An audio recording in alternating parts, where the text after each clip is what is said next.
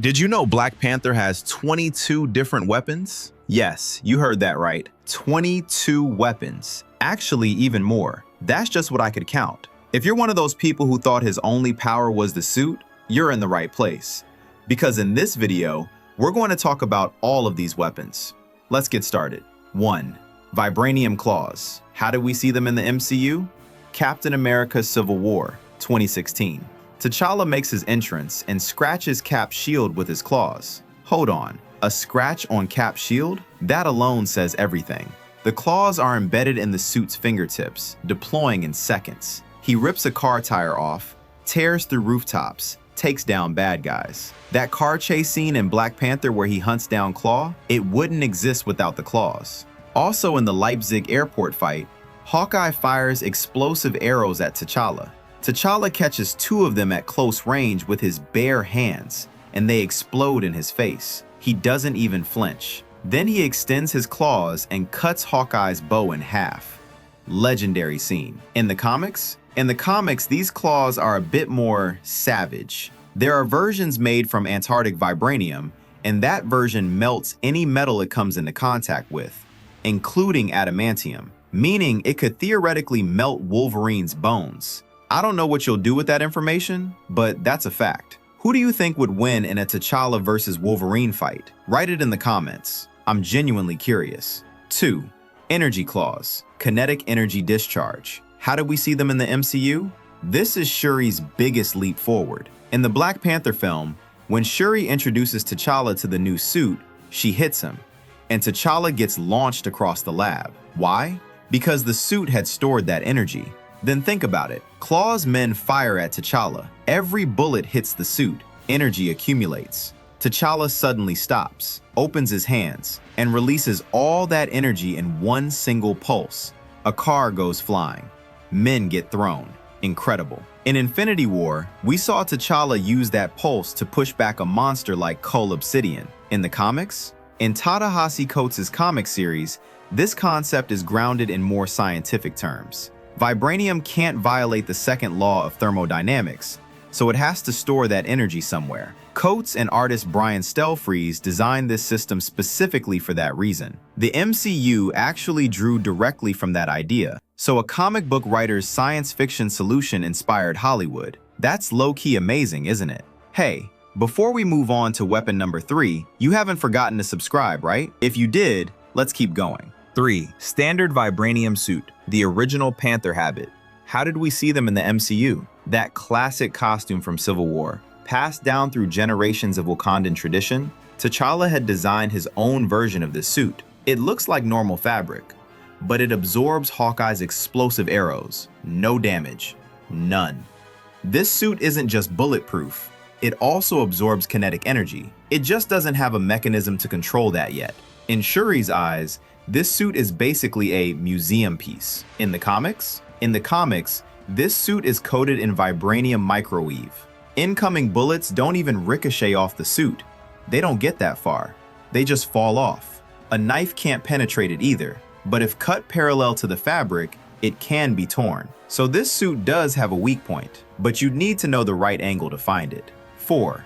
Nanotechnology suit, Shuri's masterpiece. How did we see them in the MCU? The Black Panther film. Shuri hands T'Challa a small necklace. T'Challa activates a mental command, and the suit, out of thin air, from nothing, forms itself, covering his body. This scene is literally a jaw-drop moment, because only Iron Man had done this before, and the MCU was basically saying, hey Stark, you're not the only one using nanotechnology. The suit is now thinner, lighter. It absorbs kinetic energy and releases it back, glowing purple. Killmonger wears a gold version of the same technology, and that creates the iconic final fight. 2 identical technologies facing off. Peak Marvel energy. Producer Nate Moore described Shuri in this film as the smartest person in the world, even smarter than Tony Stark. And looking at what this young woman created, it's hard not to believe it. In the comics? In the comic version, T'Challa's suit is controlled by thought. Not just putting it on and taking it off, he manages the shape, the structure, which section opens, all from his mind. This version also has flight capability.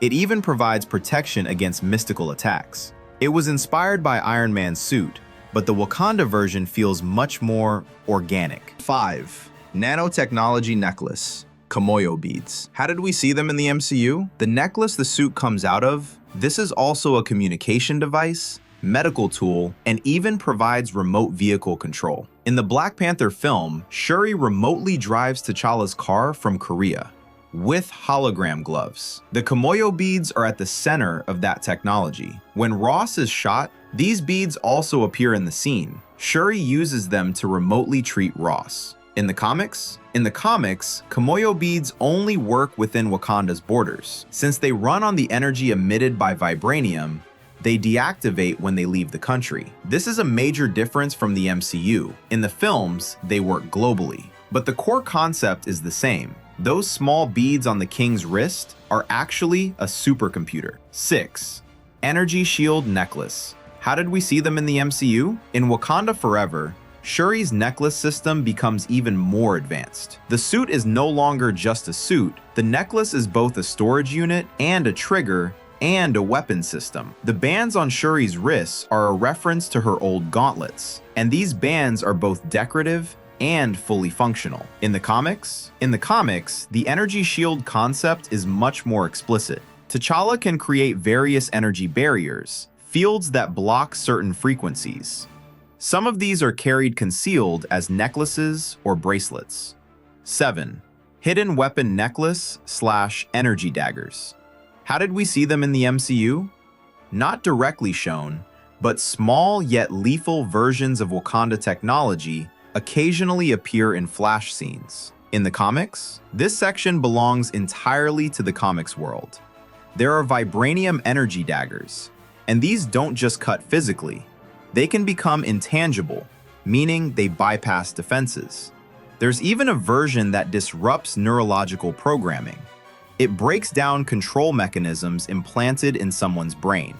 This is literally a sci-fi weapon. Would we have wanted to see this weapon in the MCU? I definitely say yes. Alright, that's enough for now. I couldn't fit the remaining 13 Black Panther weapons into this video. If you want, just let me know in the comments and I can make a part 2 covering the rest. After seeing all of this, can you still say Black Panther's best weapon is his claws? I can't.